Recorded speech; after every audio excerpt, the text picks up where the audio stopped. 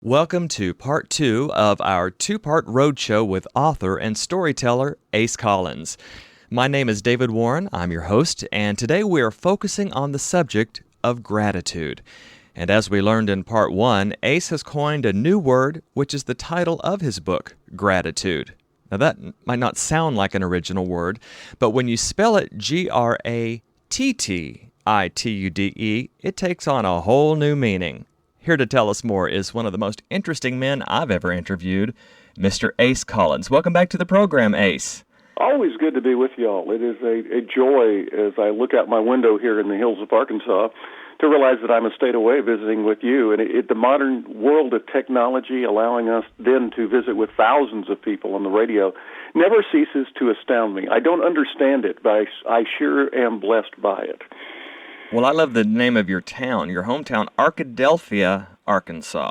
Yeah, Arkadelphia, Arkansas. I always tell people that, and I actually had somebody take me seriously one time, you should try our cream cheese. The really neat town set in the Ouachita Mountains at the convergence of two rivers, the Caddo River and the Ouachita River. And we had an incredible fall this year, and it's part of it still hanging on. And it's just, you look out the window and you still see lots of, maybe not the deep reds we had 2 weeks ago, but the colors that we had were just amazing this year and really made you stop, sit down, and look out and realize the beauty and the wonder and the glory and the majesty of creation that's all around us each and every day. And I hope other people stopped, no matter where they are, and looked at it this year, because it just astounds me. Well, you are such a likable guy, Ace. And before we even started, we were just having a great conversation, and of course it was going to continue on today's program, but focusing on practicing contagious optimism for positive change. That is the subtitle of your book, which is now being covered here in part 2 of a two-part series. And I mentioned that the spelling of the title seems like it's a misspell, but this is on purpose. Tell us about it. Well, it's changing an attitude into a gratitude. So what you're doing is you're taking negative attitudes or attitudes that drive people away from you and adopting gratitudes, adopting attitudes that bring people to you. You know, there were people that I knew that in small towns where I lived who were so negative and so cynical that people avoided them. If you saw them in a store, you would move over one aisle and shop in that aisle until they were gone. If you saw them on the street, you'd find a reason to cross the street and go talk to someone else. That's the attitude I'm talking about. It's the attitude that if you're a school teacher or you've been a school teacher, you know there are just certain kids or certain parents that have attitudes. And attitude in that respect has a negative connotation to it. And I think a lot of us in the church, a lot of us who are a part of Christianity, we don't realize the attitudes that we bring to the table that drive other people away. And yet, if we want to have folks come to us and say, what have you got that somebody else has? Well, you don't want it to be an attitude. You want it to be a gratitude. They're going to look at you and think, golly, no matter what they've gone through, they've been able to do so, which is such grace and peace and understanding and enthusiasm and love and optimism. Why? Why does this happen to them? And, you know, I was sitting there thinking this weekend during a Sunday school lesson about Paul sitting in prison, talking about how happy he was and how he had everything he needed and everything he wanted. And I think that's what gratitude's all about. He already realized how he had been blessed. So where he was at that moment in his life did not determine the attitude he had. And I think that is what all of us should strive for. I think if we strive for that, everybody else is going to want to know, gosh, how can I be like you? And don't you think, Ace, that if we would spend less time focusing on what's wrong with us, maybe our bad attitudes in certain areas, and put more emphasis on adding gratitudes to our lives, it would revolutionize who we are as people? It no doubt would revolutionize who we are. I know all kinds of people that beat themselves up when they're on a diet, and they give up. And they give up because, gosh, I only lost a pound this week. You know, I wanted to lose 5. I only lost a pound. Well, you lost a pound. That's something. If you have a child and that child takes a step, you don't look at that child going, well, why didn't you take 5? Right. You know, you realize there is a step to be made and then another step to be made. We expect a lot of times too much out of ourselves and things to happen too quickly. what we need to understand is that first pound is something to celebrate. That first half pound is something. We've made a move toward our goal. I'm writing a devotional book right now, and I want to write so many devotionals a day. Well, what happens if something gets in the way and I don't get that many written?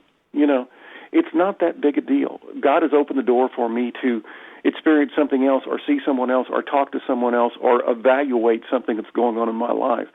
I often say that the detours you have to take frustrate most people, but it's the detours that often take you on the roads where you see the most beautiful sights that you will never forget in your entire life. That's a great reminder, Ace. In fact, I get a kick out of being stuck in traffic. People everywhere going, how can you get a kick out of being stuck in traffic? I said, being stuck in traffic, and I'll be in Dallas next week and probably get stuck in a traffic jam somewhere that I have to drive in. And yet being in Dallas and stuck in a traffic jam actually gets me an opportunity to sit down and read the billboards and do all the other things that I can't do if I'm moving 55 to 70 miles an hour. Well, Ace, as an interviewer, we're both interviewers, but I'm speaking of myself here. The best programs I've ever done are the ones where I took a detour off my notes. So I can identify with what you just said in my craft of interviewing as well. You've written almost 70 books, but you shared last time in part one of our talk about gratitudes, and again there are 2 T's in there because it's a combination of gratitude and attitude to form this new thing we're discussing today, gratitude. You said that this particular book really says more about who you are as a person than any of the other 70 books. I think this is the book that I've written, and I've written both nonfiction, and I got asked a question yesterday about novels. Are you in your novels? There are things in my life that are in my novels, but I don't put myself in my novels.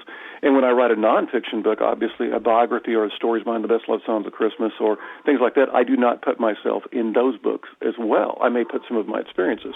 This book was written, though, totally on the experiences that I've had and what I've learned.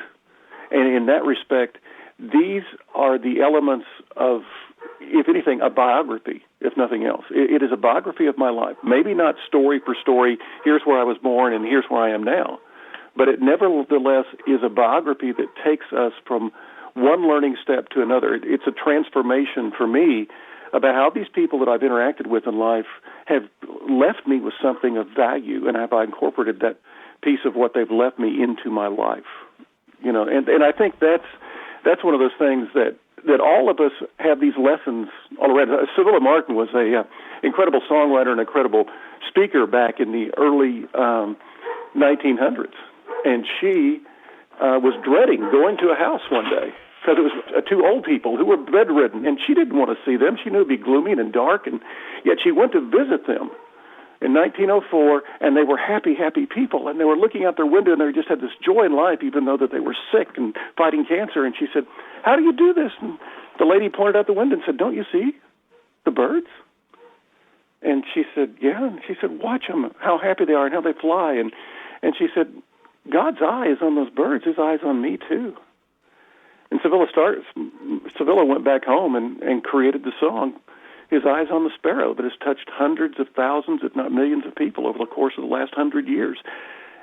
That is what we need to see the joy that's all around us, the vision that's there. And so you are given lessons each and every day. There are heroes on every street corner that you can watch and you can emulate if you will just take the time to watch them, look at them, to see what's going on, to see how they are impacting the world. You used to have a sacker at a grocery store who was a Down syndrome adult, and he took the time. When you would get home, you would open up the sacks, and that morning he had gone in and he had put a positive saying or a Bible verse that he had written out in every sack, just on a piece of paper.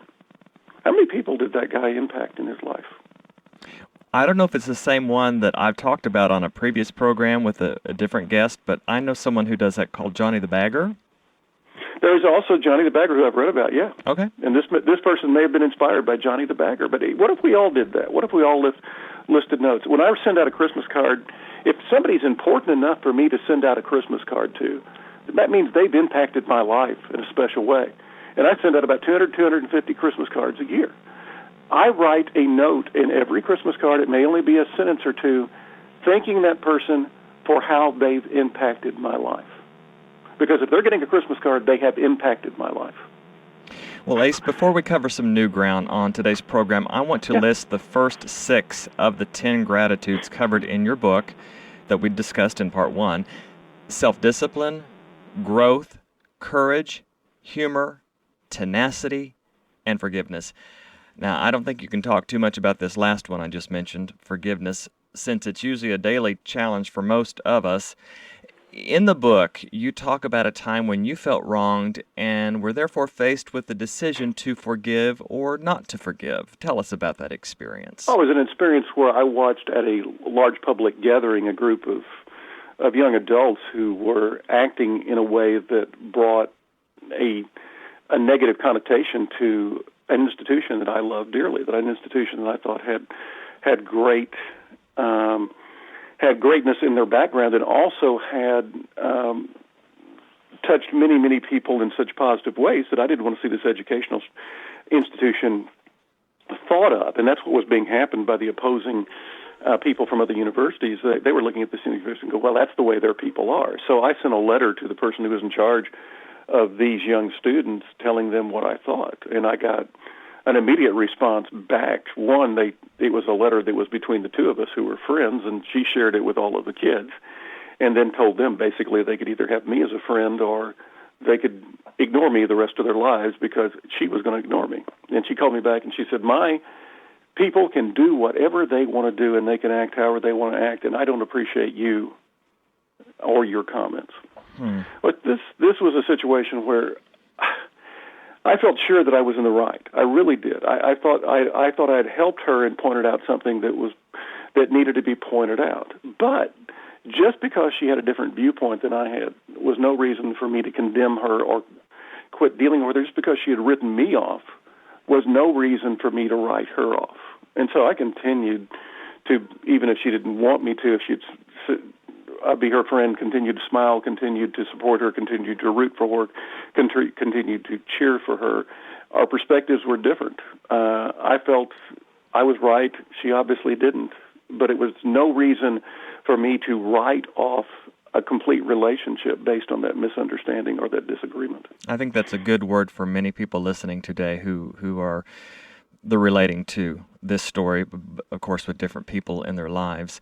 Ace, over on page 95, if you'd open your book to this page, Sure. And let's wrap up this first segment before we press on to the other gratitudes, which we haven't covered yet. And at the bottom of the page, you give steps toward a gratitude, a forgiveness. Let me read a quote while you get ready to read.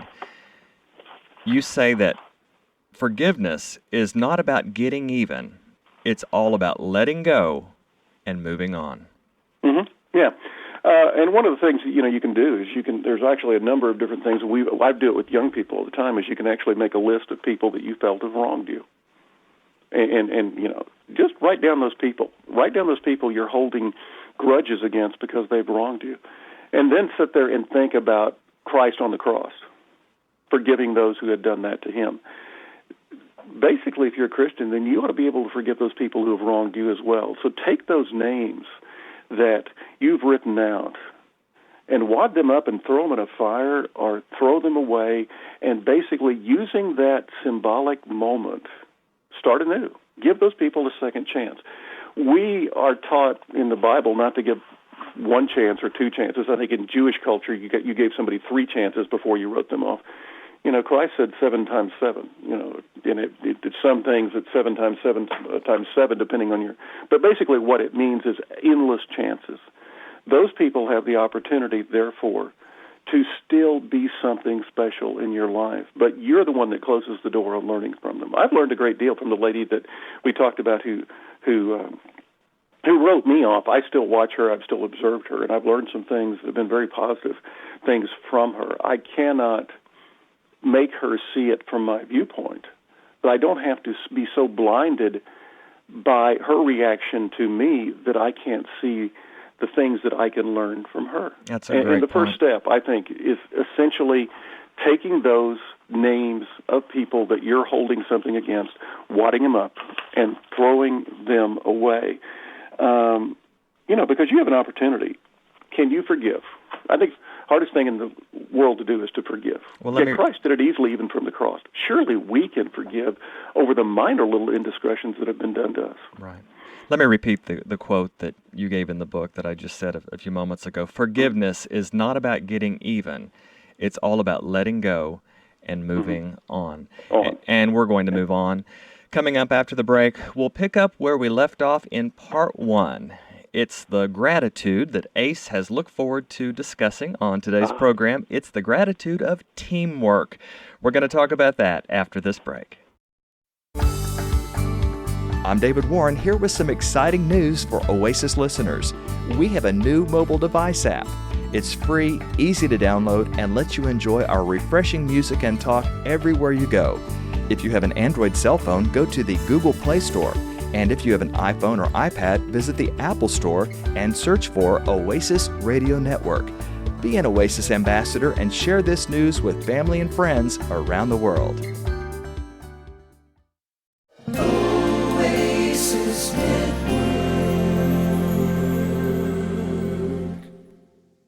On today's program, I'm David Warren, your host, already enjoying my time with our return guest, Ace Collins, talking about his book, Gratitude, spelled Grattitude.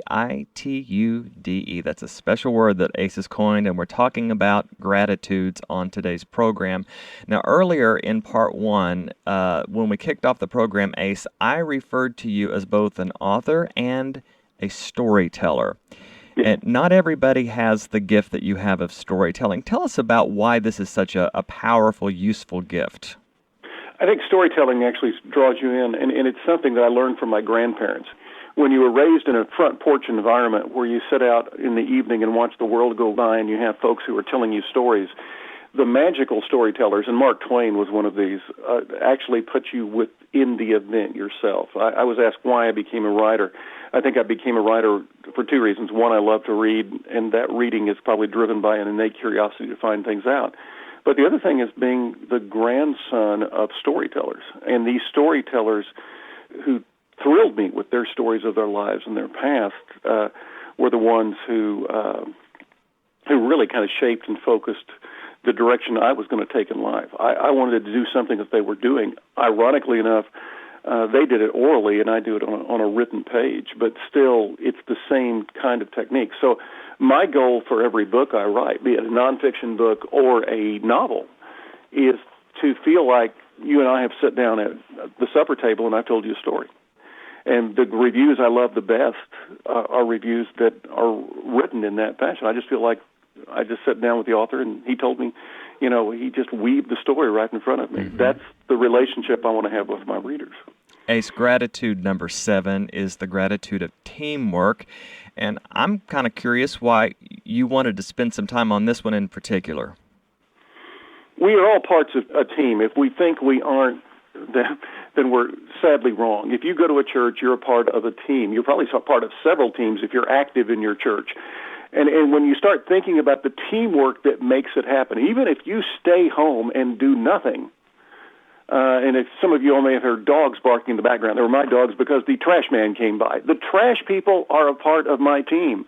They haul away the refuse that I have in my house. Imagine what my life would be without those people who haul off my trash. They're my MVPs. Right, I agree. I mean, those people are incredibly important in my life. They are a team that makes my life better. We are surrounded, therefore, by teams, be it family groups, be it people we work with. How important are teams? Well, that's what life is all about. What is one of the first things Christ did? He formed a team of disciples. Mm-hmm. Teamwork was very important in spreading the gospel message. Essentially the churches that Paul wrote to were his team. They were a part of his teams. They were building on that. One of the things we think of in life is we're at this all alone. No.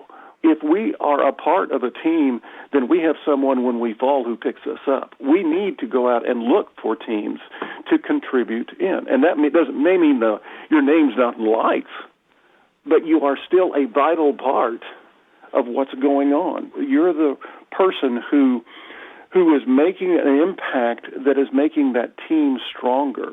And in a church that is functioning like a team, a group of staff members who are functioning like a team who can get their congregation involved and have a team. That's a growing, vital church that people want to be a part of. A church that is just a bunch of individuals who come together on Sunday morning and sit in the pews is a dead church. You write, whether we like to admit it or not, we rely on others and others rely on us.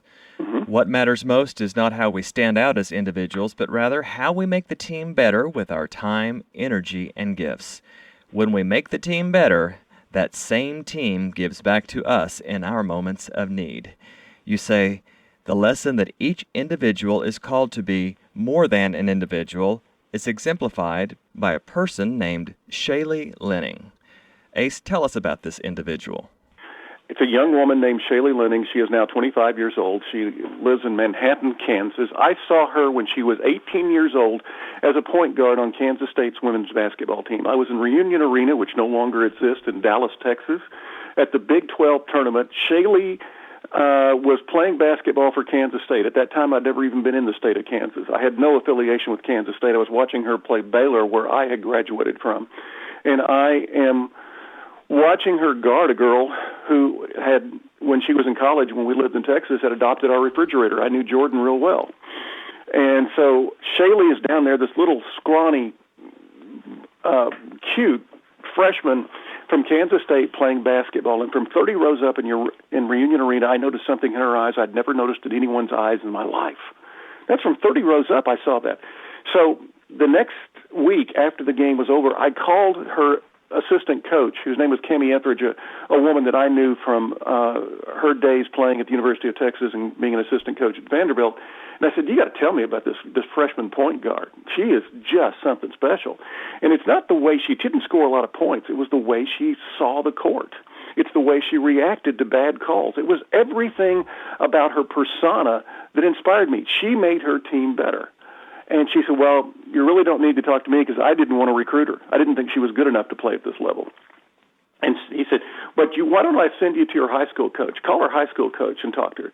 So I talked to the high school coach, and the high school coach told me a story that was such a great story. He said, Shaylee's junior year, Shaylee kept throwing the ball to another girl.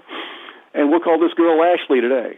You know, that's not her real name, but that's what we'll call her to keep any embarrassment out. Okay. And every game, Ashley would either fumble it out of bounds when Shaylee would throw it to her, she'd dribble off her foot, or she'd make a dumb pass.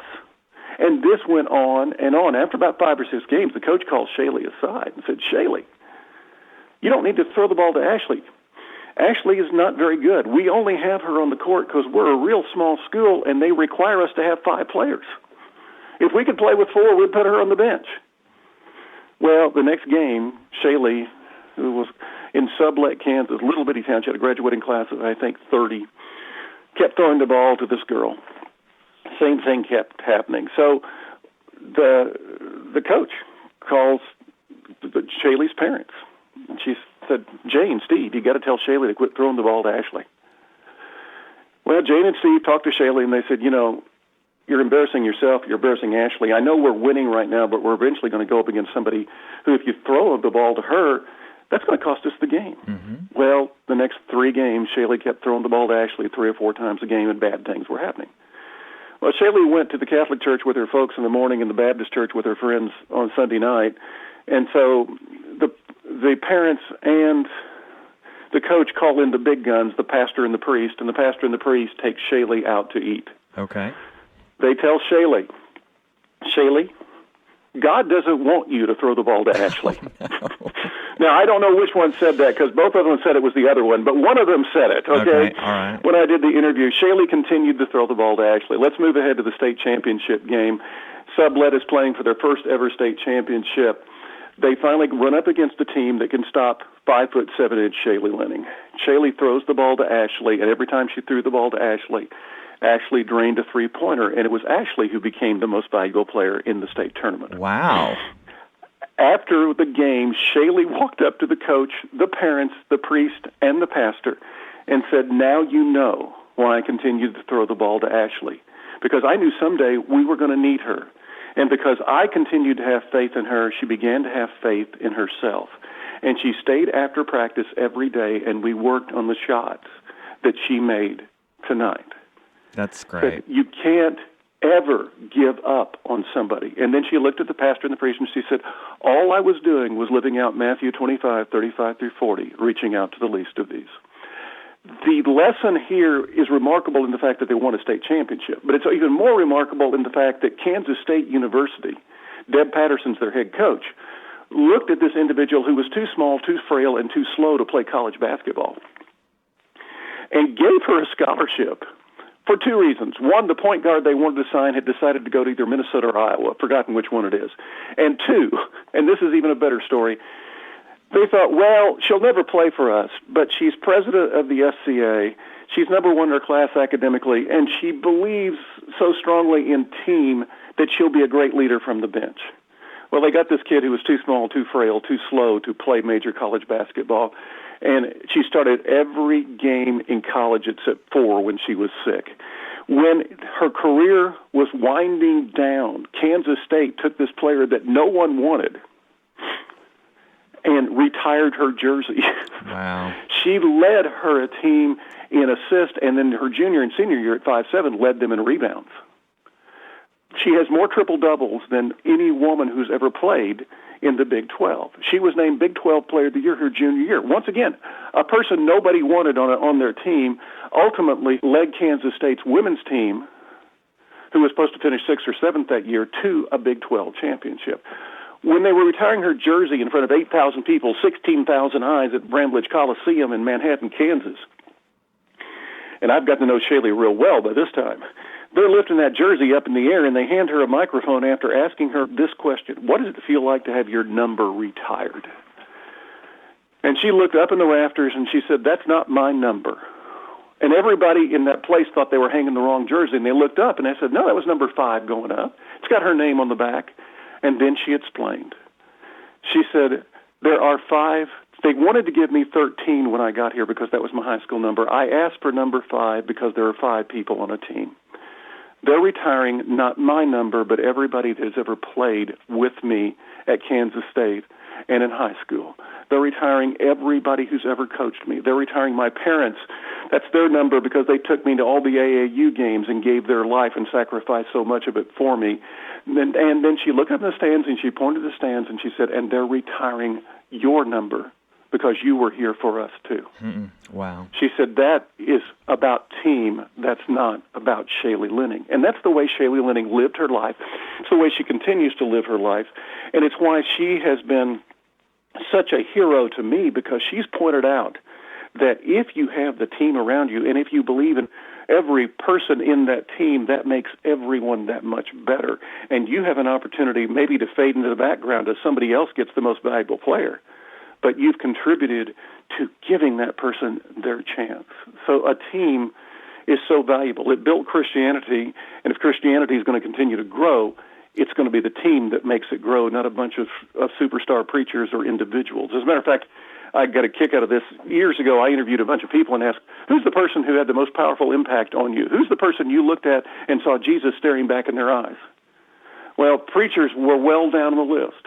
Number 1 on the list were grandparents. Number 2 on the list were Sunday school teachers. Those were the most valuable players on that team, and they're often the most overlooked part of every team. Ace, before we take our next break, if you would, over here on page 116, leave us with some steps toward a gratitude, a teamwork. Well, write down the teams you're a part of. Begin with your family, then be sure to consider your work, school, church, neighborhood, and so on.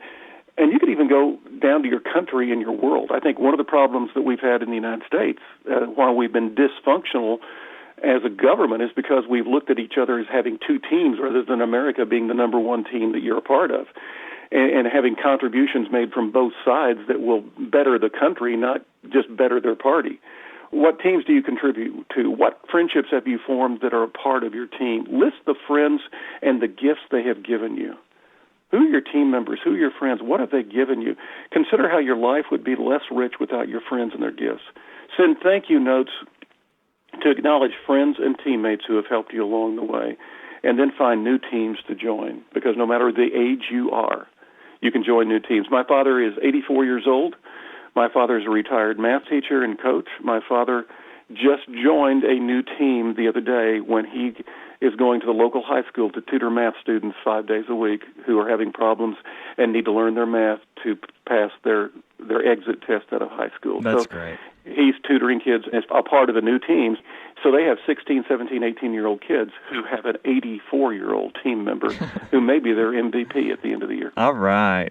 Well, before we close out this segment, I would like to thank the team that makes this program possible, The Road Show. Of course, you, our listeners who tune in every day, Monday through Friday, our host teams, also Jan Whitehouse, Steve Schwaderer, and I'd like to put a special spotlight on today's sound man, Tim Maroney, who came back a day early from vacation, knowing that we had this taping scheduled today, Ace, and it's his birthday today, so we'll dedicate... Happy birthday! We'll dedicate today's Road Show to our sound man, Tim.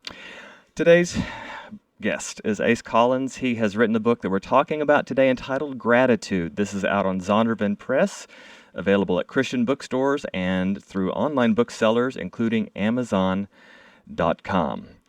Well, we're going to take a break, but when we come back, we've got 3 more gratitudes to discuss. We'll do our best at this as the time is slipping away, but we're going to cover service, integrity, and the gratitude of love. Back after this. The Road Show is a listener favorite, which airs each weekday here on the Oasis Radio Network, starting at 1 p.m. Eastern, 12 noon Central. The Road Show also has a great section on our website, oasisnetwork.org. There you'll find audio archives of select past interviews, plus guest lineup, and contact information and links to our Road Show sponsors and its hosts. So join us for The Road Show, whether on your radio or on your computer at oasisnetwork.org. Ace Collins is the writer of almost 70 books, including the best-selling Stories Behind the Best Love Songs of Christmas.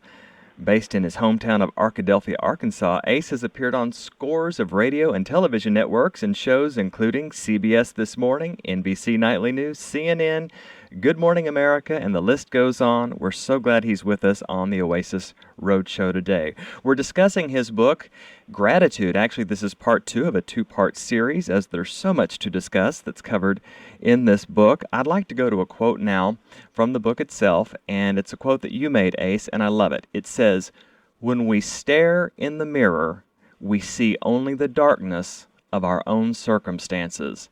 When we look at others, our world becomes full of light and possibility." And that quote is taken from the section on the gratitude of service. Yeah, and I think that's it. We spend a lot of time as human beings staring in the mirror rather than looking out the window. Staring at the mirror reflects ourselves, our own selfish desires, our own ego. And as a matter of fact, when we look in the mirror, we also see the fact that we're aging, we're getting older, things are changing, and a lot of times we don't like those things. But if we look out the window, the people who look out the window are the ones who make an impact. They're the ones who see things they can do, see places they can serve, see areas they can be a part of. I know we don't have much time on this, but I can wrap up service really by something that Dr. Albert Schweitzer, a man who obviously is a missionary doctor, knew a great deal about service, told a graduating class, and I can't remember if it was Oxford or Cambridge, but it was one of those two places, and he ended a speech this way: "I don't know what your destiny will be, but I do know the only ones among you who will truly be happy are those who have sought and found how to serve." And I don't think truer words have ever been spoken. If you have sought and found how to serve, if you are serving, if you're living a servant-style life, you are going to be incredibly happy because you're going to be surrounded by people who have great gratitude because you've come into their life and made it better. Gratitude number 9 of the 10, Ace, is the gratitude of integrity. Define what integrity means to you. When I was a kid, I was told by my father that the name Collins meant something, that the Collinses went back for generations as people in his family who were honest and who could be trusted and who were as good as their word, and it was very important for me to live up to that name. I think we can take it a step further, though, and define it in a respect as Christians. What does it mean to carry the name of Christ with you? What kind of integrity did Christ have? What did he stand for? What did he say? What did he do? How did he live? That is the ultimate definition of integrity, to be Christ-like. And I think, therefore, having that attitude where you're honest, where you're caring, where you're loving, where you reach out when you see a need. Those are things that represent not just who we are, but who we claim to be when we accept Christ. How much has Christ changed your life? And has He changed your life that you reflect Him in everything you do? If He has, if you have embraced that Christian lifestyle along with embracing Christ as your Savior, then you have integrity. There is no doubt you have integrity, because if you're reflecting Christ, then Christ is integrity. Well, Ace, you're an author, but you're also a storyteller, so I would like you to tell the story that you shared in the book, and it really touched me. It's in the section on integrity, and it's about a girl named Mary, and I believe she was in your freshman high school class. Yeah, Mary, Mary was somebody who was mentally challenged.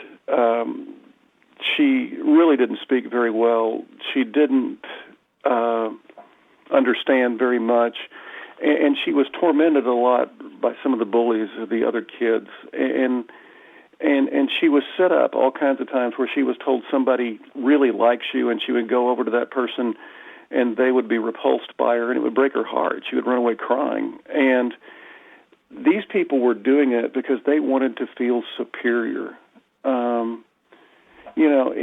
When I would ask them, why are you doing this? And they would say, well, just a game. She's too stupid to understand what we're doing.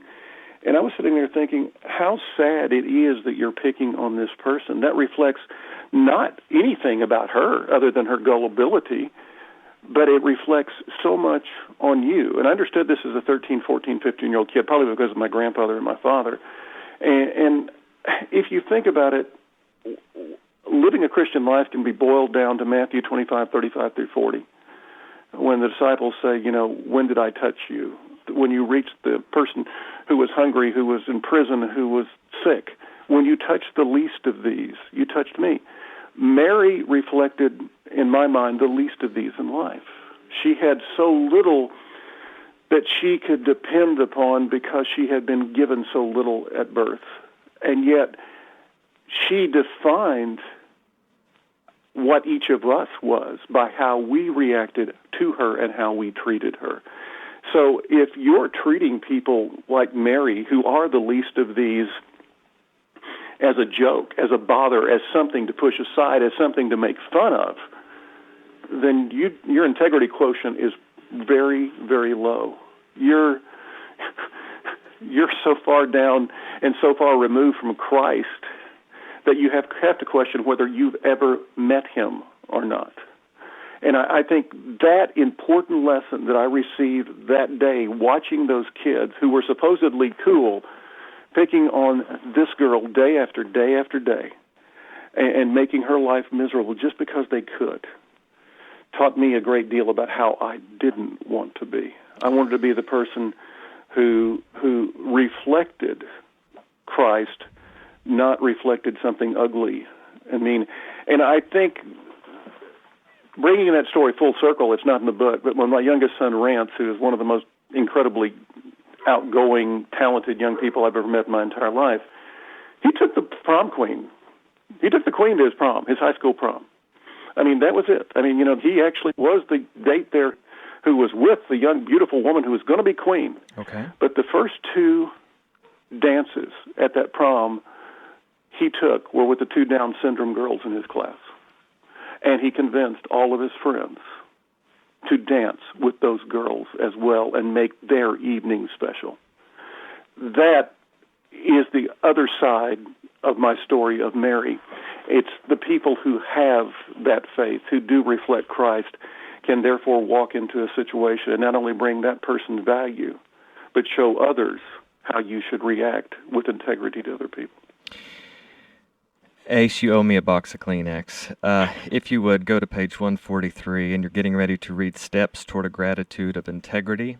Mm-hmm. And here's a great measuring stick that you give in the book under the gratitude of integrity to measure whether we do have it or not. You say integrity or the lack thereof can best be seen by how we treat those who we think don't matter. Yep. Give us some steps. List 5 people you believe have great integrity and write down the characteristic traits they have that contribute to their integrity. Consider any traits that reoccur that you would like to make a part of your own gratitudes. In other words, what traits do they all share? Imprint those traits in your life by listing places where you can use them. An example would be not cutting corners on a job or always telling the truth to your kids. Become detail-oriented and give your friends or customers more than they expect. Make a list of people who look up to you. If you can, put photos of those people where you can easily see them. Whenever you're tempted to bend your principles, look into their faces on those photos and remember that integrity is a legacy that can stretch across generations. What would those people think if they saw you cutting a corner or bending a rule? Good words to close this segment. I'm David Warren, your host on today's program, and I'm interviewing a very interesting man, Ace Collins. He is the author of the book we're discussing today, Gratitude. It has a funny spelling, but very significant. Grattitude, Gratitude. This is out on Zondervan Press, available at your local Christian bookstore, where they can also order it if it's not on the shelf, or you can order online on booksellers such as Amazon.com. Well, there's one more gratitude to go, and it's the most important one of all, the gratitude of love. Ace and I will talk about that after this final break.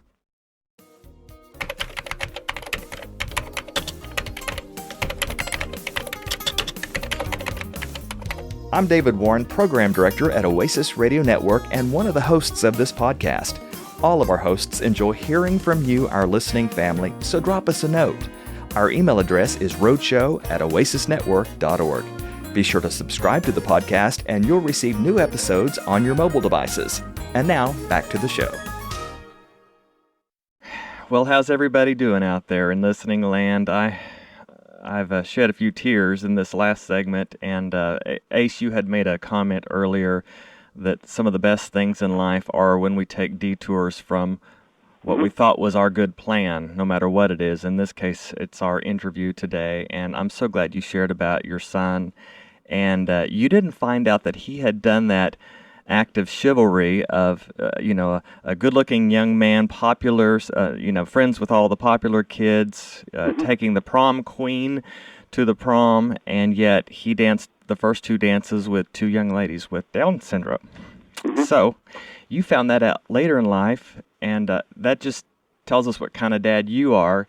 Well, and I also found out later that he always made a place at his table. He ate at the, quote, cool table in high school, and there were round tables, but he always saved 2 places for the same Down syndrome kids at high school so they could feel special as well. And I think that it's an act that we all could do if we want to, if just to make somebody feel special. And you honestly learn things from those people that you wouldn't learn from probably anyone else. They teach you so much, and yet we close the door on those folks saying, well, they don't have anything to teach us. Actually, they probably see the world in a fashion that is much more accurate and much more revealing than any of us do, and uncomplicating our view of life and looking at it in a freshness. There was a really good songwriter in Nashville that I asked him one time, I said, how do you come up with so many good ideas of the song? He said, I look at things like it's the first time I've ever seen them. And I think that is that childlike expression that if we looked at everything like it was the first time we ever saw it, we would have so much more enthusiasm about life. We would actually look across the street and see something we had never seen before that was special. And that's what children do. They're exploring life one scene at a time. And I think we as adults tend to blur everything together. I think we just need to look at life one scene at a time and put that scene into sharp focus and see all the elements of it we missed. Well, as I mentioned before the break, there is one more gratitude to go as we're discussing your book, Ace Collins, Gratitude. And I'll tell people how they can get their copy of the book before we say goodbye today. But let me read a little bit out of the book as you attempt to define what love is. You wrote, each gratitude in this book is important to building character and embracing the fullness of a life well lived, but none has the deep and lasting impact of love. In fact, love is the one gratitude that will guide us to embrace the other 9. That's beautifully put, and that sounds almost biblical right there, Ace. In the book, you give two personal examples of love in your life. One is going to be an obvious choice that I'm going to ask you to talk about, and one might surprise you of an example of love in your life. So let's start with the obvious, your sweet wife, Kathy. Tell us why you're so grateful, as we're talking about gratitudes, for the love that she brings to your life. My wife is a professor of education at Ouachita Baptist University here in Arkadelphia, Arkansas, and she was a school teacher when I decided to leave the real world and start writing for a living. And everybody thought I was crazy. There were two people in my life who didn't, and everybody else thought I was crazy because the odds against, back then, a freelance writer making a living were 1 in 1,600. That's how long the odds were against you living 1 year as a freelance writer doing nothing else. And yet, my wife had this incredible faith in my talent, and she loved me so much, she was willing to put up with living in a smaller home and driving old beat-up cars and living really in a very insecure world as we tried to carve out for that first 10 years of writing. And I say we because it was as much her as it was me. Our life, she showed her love constantly by having faith in me and giving up all of the things her friends would have had in the way of clothes, vacations, nice homes, nice cars, and really an opportunity to dream about having nicer things, because who knew if this was going to happen? Who knew if we were ever going to succeed? And yet she did that. As a matter of fact, she believed in me so strongly that she actually wrote out a thing on paper and pinned it above my computer in those early days of writing that said, "Don't sink." And what did that mean? It was the simple fact of you could walk on water until you looked down. And she told me just to keep on walking on water, that she believed in me. And I think that probably defined her love for me as well as anything else, because in this case it really did come down richer or poor, because we were poor during that time. And she allowed me to grow as an author by sacrificing so much in herself and realizing that she had the only dependable income that was coming in. I'm awed when I think back on that. I always tell people I married way above myself, and God bless her, she doesn't know it.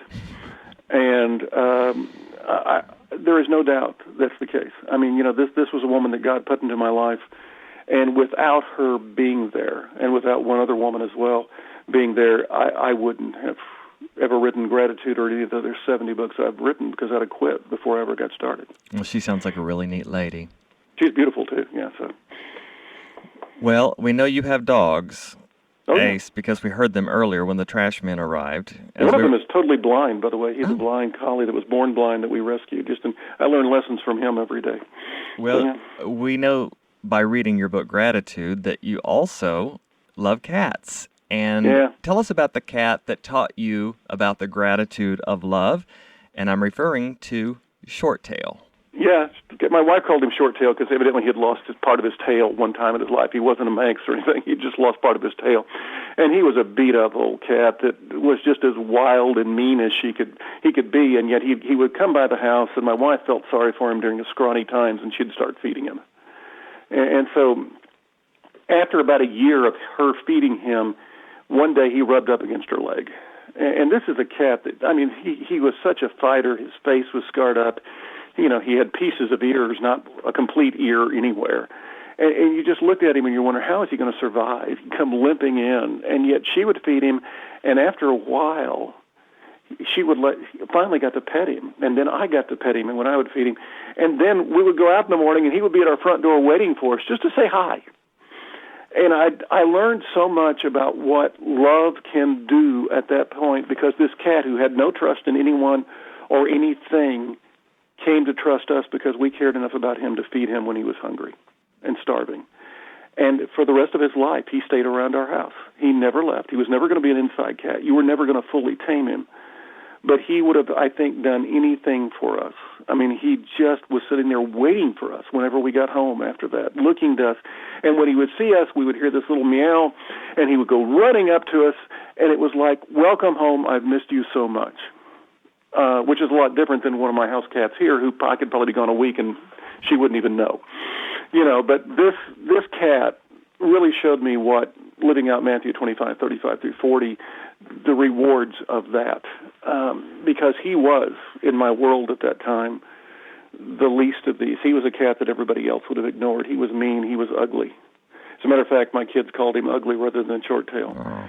And yet this cat really defined what getting involved with love and service and teamwork and all the other things meant. He still, to this day, I think of him, and he's been dead about 5 or 6 years now, but I think of him and I just smile because of how much I learned from one wild cat. Yeah, you're right. Shorttail grew up in the wild. With no one catering to his needs, he was smart enough to realize that if he was going to make it, he would have to work hard. His instincts and experience must have told him that life didn't owe him anything but a chance to live one more day. Thus, when we give him food and love on him, I think he sees it for what it is, a gift. And judging by the way he treats us, I believe that gift is something he never takes for granted. I love that. Mm-hmm. Ace, before we close, I'd like for you to read a small portion of the book over on page 159. It's the last part of the book that you wrote, Gratitude, that we're talking about today. It's called A Final Thought.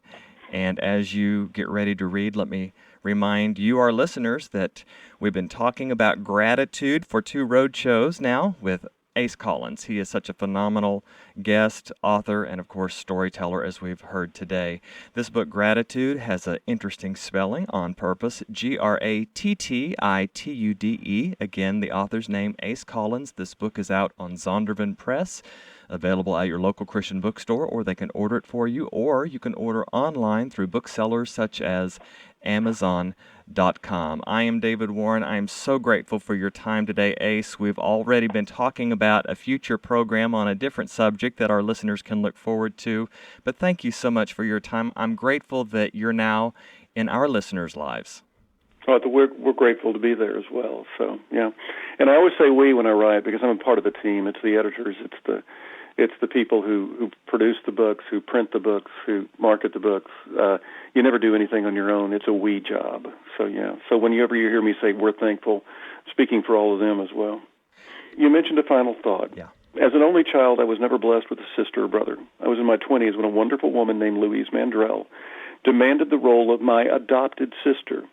And now she is like an aunt to my kids and a sister to my wife. Louise and I still talk often on the phone, and her parting words, no matter when we talk, are about what we've been feeling. She says, always at the end, I love you. Don't hesitate to say those words. Let them pass your lips as freely as the air you breathe. Make sure that those you love are assured of your love verbally. In 1 Corinthians 1:13, Paul lists a number of wonderful gratitudes, but he ends this section of his writing with this short commentary. The greatest of these is love. You can take that gratitude to the bank. And I think Louise Mandrell was the other one who believed in me when no one else did and always found me work when I was about to starve out. And I think she probably taught me more about verbally saying love than any person I have ever known in my entire life. And there's not a day that goes by that I probably don't get a text from her when she's on the road working somewhere that just says, hey, just want you to know I love you. And I think those 3 words are as important as any 3 words you can tell anyone, anytime, because loving them also says, I believe in you, I accept you, I forgive you for everything you've ever done that was wrong, and I know that there are good things that you can do in this life. If you love somebody, you also believe in them. Well, that's a great ending to a great road show. Again, David Warren here, so grateful for my time today with Ace Collins. We have just a couple minutes left, Ace, and I really would like to put in a plug for your personal website, acecollins.com, ACECOLLINS.com.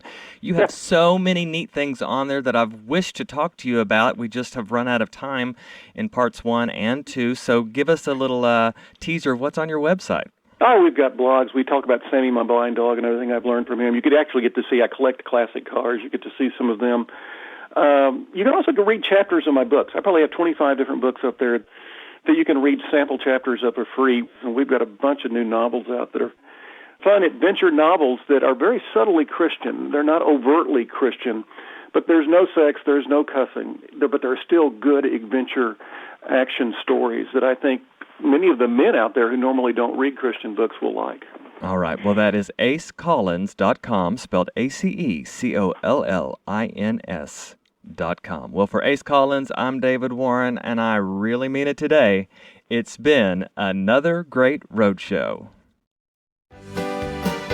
You've been listening to The Road Show. If you'd like to write to us, here's our address. The Road Show, P.O. Box 1924, Tulsa, Oklahoma 74101. Our email address is roadshow@oasisnetwork.org. The views of today's guest aren't necessarily those of this station, but we do appreciate and thank our guest for spending this time with us. The Road Show, an Oasis Network presentation.